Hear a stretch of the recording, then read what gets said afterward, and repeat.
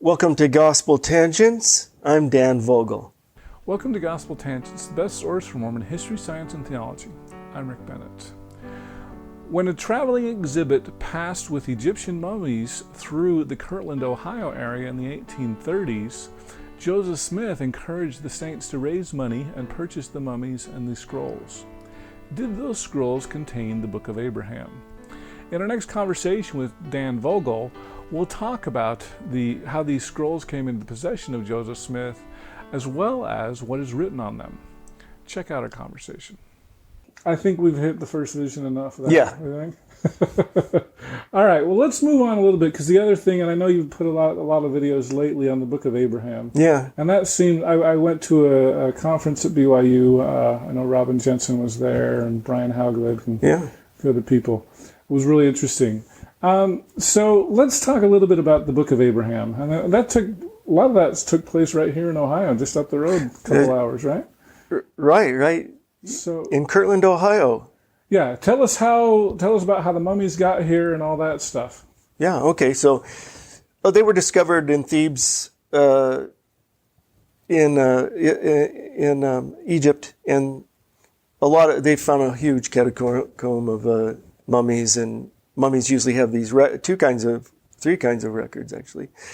They could have a book of breathings or a breathing permit on their chest, usually in their crossed arms, sitting there. Book of the Dead, or hypocephalus, that round facsimile 2 under the head to hold the body heat. And the breathing permit is to breathe in the next life. And so there were 11 mummies made their way to America, and somehow this Michael Chandler got a hold of them.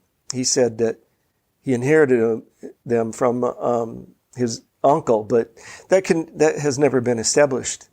More likely, he was commissioned by some men in the East to tour with these and sell them and make money. So he's traveling. We have newspaper items from Cleveland where he exhibited the mummies. He sold. By the time he got to Kirtland, he only had 4 mummies, 3 female and 1 male. And the scroll that later was identified as the Book of Abraham scroll, the Book of Breathings, anciently owned by a priest named Horus, and on the chest of the male mummy.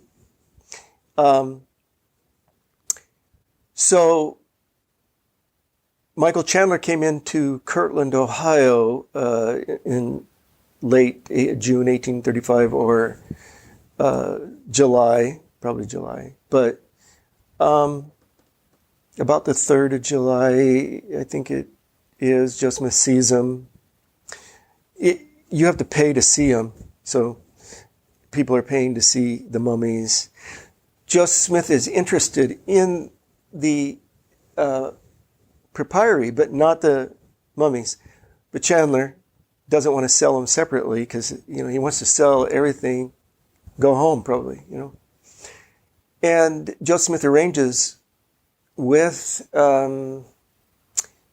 there's like 3 parties that get together, and one of them's him, but he has a problem paying, of course. But $2,400, which is quite a lot to purchase all of those, and he purchases them, and shortly thereafter announces that there's 2 scrolls, and one scroll he identifies with the record of ancient Joseph, and another one with Abraham.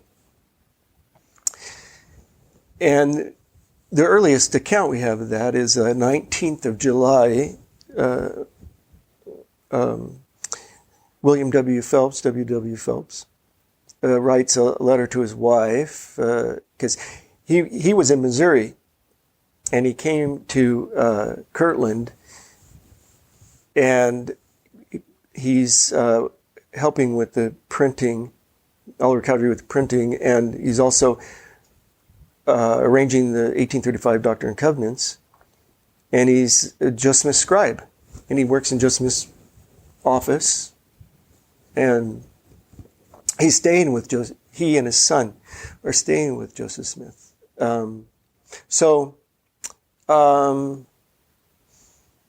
He writes his wife and mentions Joseph Smith as no one could read these writings, and that Joseph Smith has identified them as the writings of Abraham and ancient Joseph.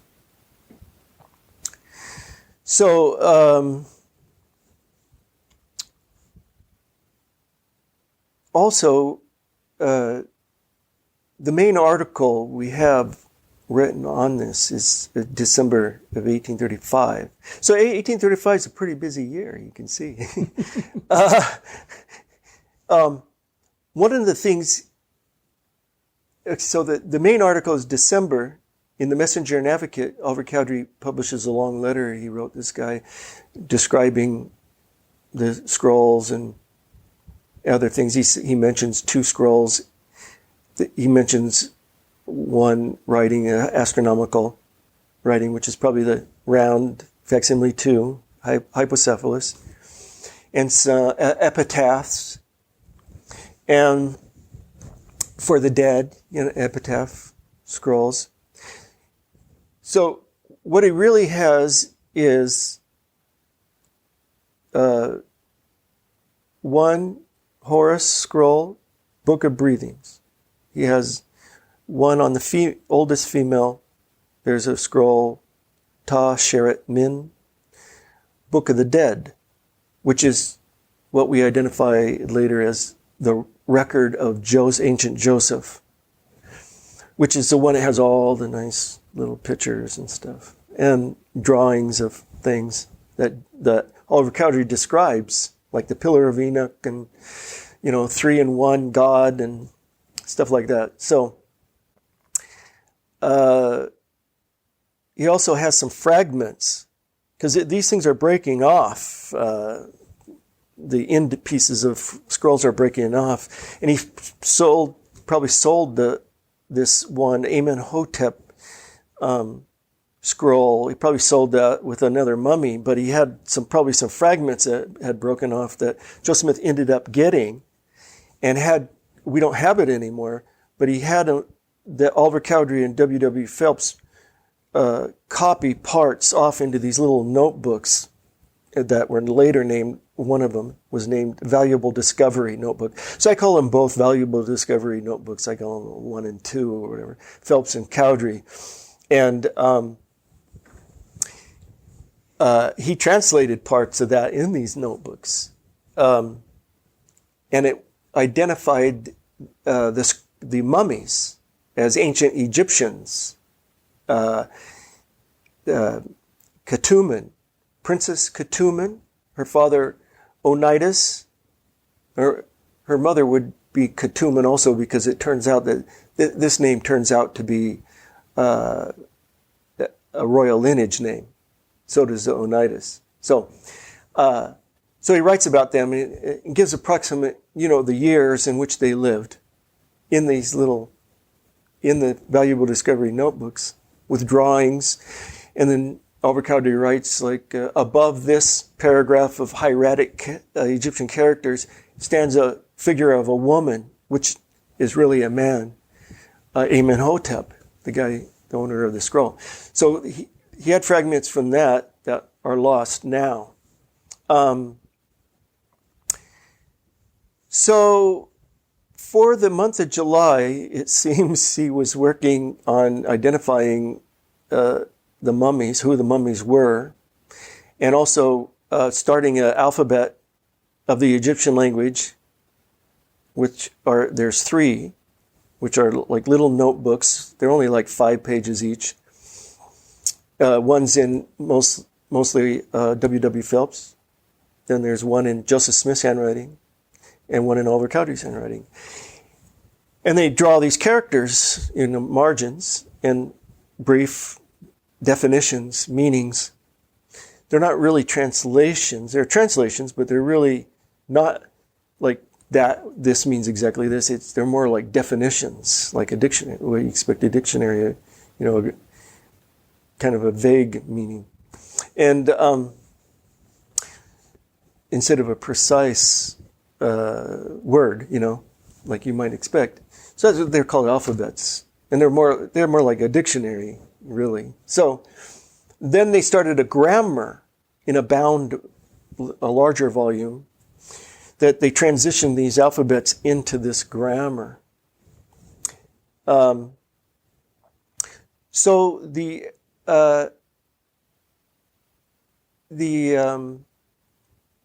alphabets actually, some people thought that, this is, the working papers for the Book of Abraham.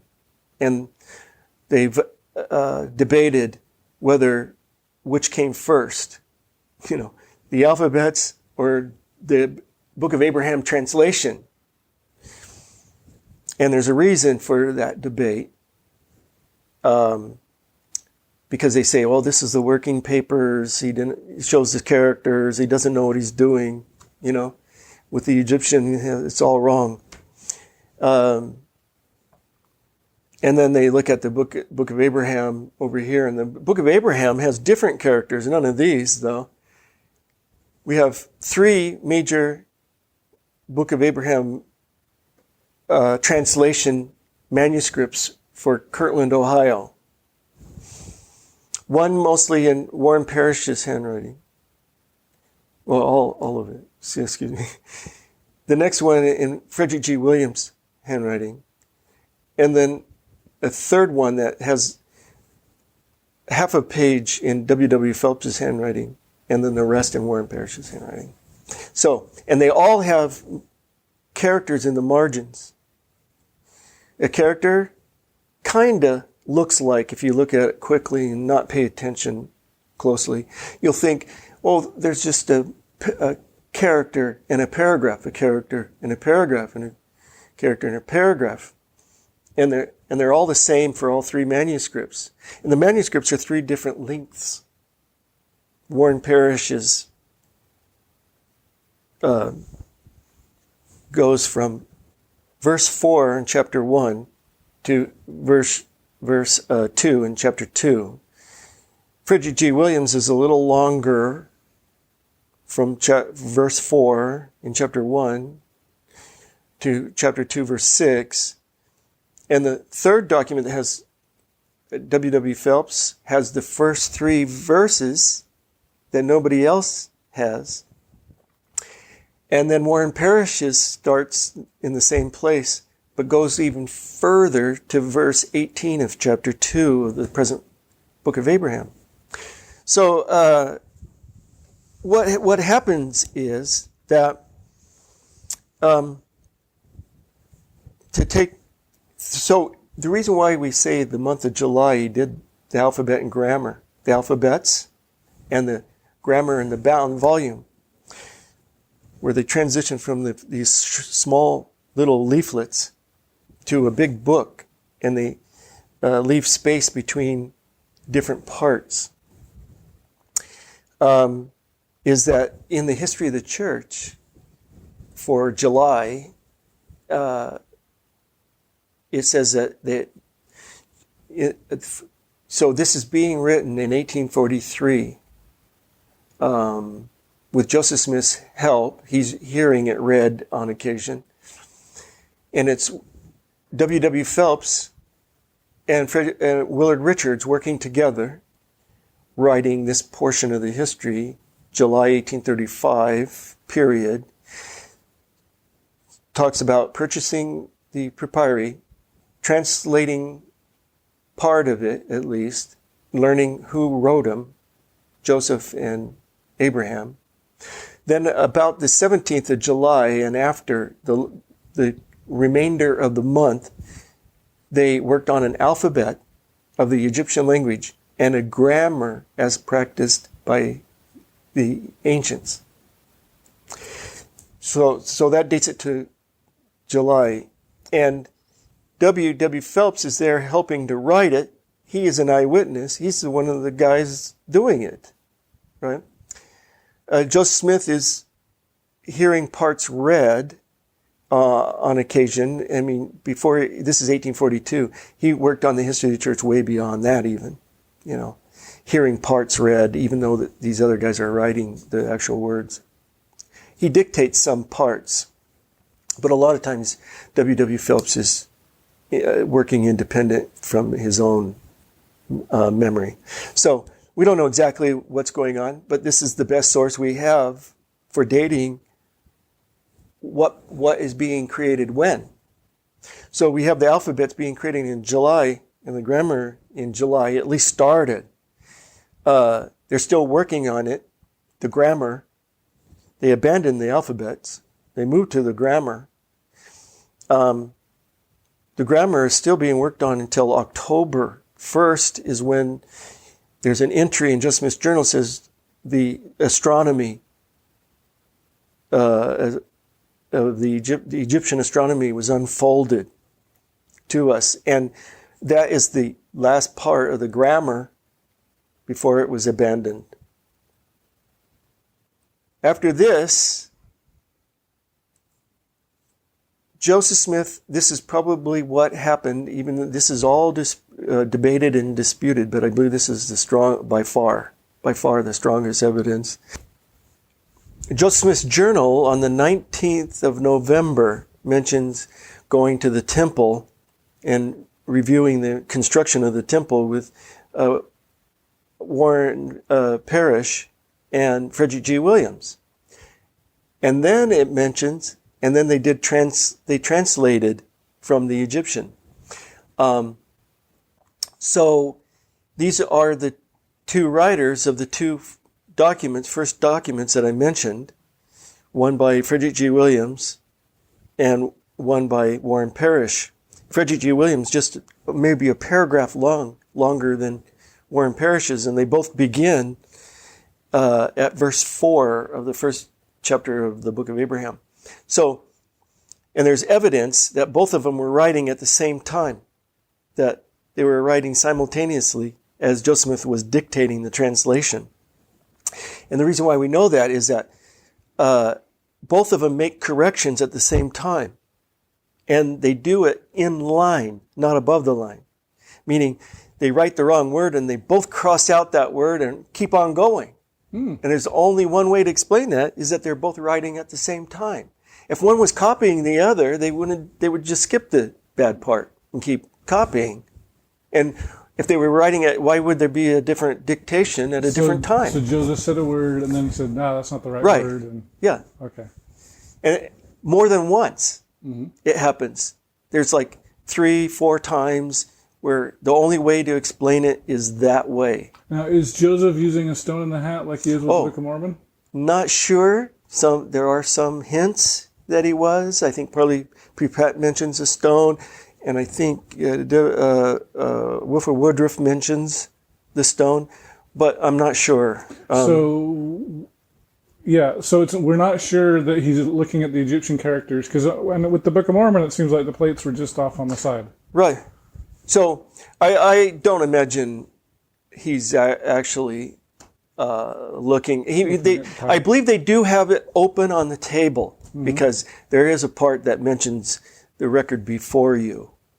And when it talks about, a likeness of the gods is in the representation at the beginning of the record that is lying before you. They cross that out because that doesn't sound right when you go to publish that. And they put something else there that's more generic. So, and they both are making these corrections to that in different ways. They both correct it in a kind of a different way. Okay, so let me make sure. So at the beginning, it looks like they were like, here's an Egyptian character, and this is what we think it means, and here's an Egyptian character, and this is what it means. And then clearly that was not a correct translation, if you're looking at papyrus. So they abandon that, and then they go to this new grammar book, and then essentially Joseph is dictating to them, and they're just writing down what Joseph says. Is that correct? Yeah. Well, so what I've the picture I've painted so far is that they've gone to the valuable discovery notebooks about the mummies, the identity of the mummies. They've moved to an alphabet. And I haven't talked about the content of that too much. Then they moved to a grammar book that is larger and covers more. Then suddenly, and they work on that until October. Then Warren Parrish gets hired at the end of October. Then on the 19th and 20th, actually, Joseph Smith's journal mentions working on the translation. Then on the 24th and 25th mentions working on the translation. On the 26th, it talks about something about transcribing transcribing from the records or something like that. Then Joseph Smith gets sick. They get knocked off that project, never returns to it until Nauvoo in March 8th and 9th. And before that, probably too, Willard Richards makes a copy of everything that was done in Kirtland without any characters in the columns or anything. There's a few editorial changes. They published that in March 1st issue of the Times and Seasons. Then on the 15th, they publish chapter 3, 4, and 5. The end of chapter 2, chapter 3, 4, and 5. And these 3 chapters, they all bear evidence of Joseph Smith's Hebrew lessons. And Joseph Smith didn't have his Hebrew lessons until January of 36, January to April of 1836. So most people date those chapters to Nauvoo when Joseph Smith's journal is saying he's doing translating. On the 8th and 9th, Willard Richards is writing in Joseph Smith's journal for him about translating for the next issue, which is on the 15th. They're not always on time, but it's the issue that's dated the 15th and has the hypocephalus, the facsimile 2, with all the astrological and planetary, Egyptian astronomy in it. So that's kind of the basic layout, but the apologists want to just mess that all up. And it started with Nibley. And Nibley was way off on his chronology, way off. He tried to date a lot of this stuff to 1837 when some of these men were having problems with the Kirtland Bank, right? And so in Nibley's scheme, they're trying to compete with Joseph Smith. And that all these handwritings in these documents, these are copies, not originals, first of all. So when I was telling you about crossing out and stuff, that proves that those are originals. And so the Book of Abraham, we have the originals. And he didn't dictate those until probably November, when his journal says he did. And so that means the alphabets and grammar all came first. Well, Nibley and the apologists after him, John Gee and Carrie Mielstein, want to reverse that, which messes everything up. So as a biographer of Joseph Smith, and I'm working on this era right now, I want to get the chronology right. So that's why I took it on and made those videos as part of my working out this chronology. That's what I was mostly concerned with more than anything. So, because it makes a difference of how everything's unfolding. So Nibley's scenario was that Joseph Smith had nothing to do with the alphabets or grammar, the bound grammar. The bound grammar actually says the grammar and alphabet of the Egyptian language. On the tops of some pages it just says alphabet too, but it was taken from the alphabet and put into the grammar. in a different way. Okay, so what happens is so I'm going to argue that this is such a huge, complicated subject, so it's really hard to know where to enter. But Nibley tried to argue that these men were competing with Joseph Smith, and they tried to reverse engineer Joseph Smith's translation. That they're the ones responsible for the characters in the columns of the translation the Book of Abraham manuscripts, that they wrote it in there trying to guess which ones, and they guessed wrong. And so they're trying to transfer the responsibility for the evidence that Joseph Smith didn't know what he was doing, actually, to the scribes. These men are Joseph Smith's scribes. They're writing in his journal as scribes. They're scribes. They're trying to transfer the responsibility of making all these mistakes. It's the scribes. They're all speculating about which characters go where, and they just got the wrong characters. Nibley tried to argue that it was a completely different scroll somewhere that had red writing, and this Book of Breathings thing has no red writing on it. But the Book of Joseph one does. And the red writing comes from Oliver Cowdery's December of 1835 description in the Messenger and Advocate. Beautifully written, part in red and part in black, and a small part in red writing. I hope you enjoyed our conversation with historian Dan Vogel.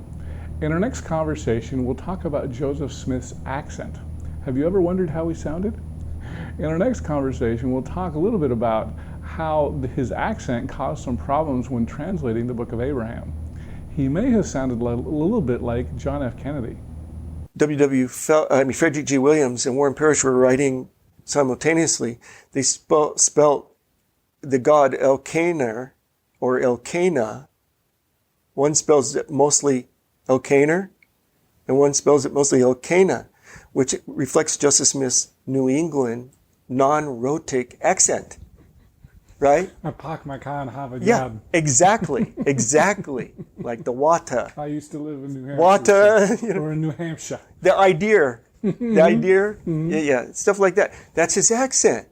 If you'd like to hear the entire interview uncut, please support Gospel Tangents and become a subscriber. For just $5 a month, go to patreon.com/gospeltangents, and you can hear the entire interview.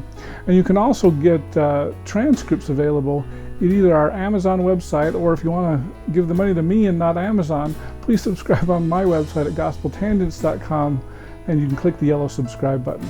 Of course, we're also on Facebook, Twitter, and all the other places. Make sure you subscribe on iTunes at tinyurl.com/gospeltangents. And don't forget to click here to subscribe on YouTube, here for a transcript, and over here we've got some more of our great videos. Thanks again for listening.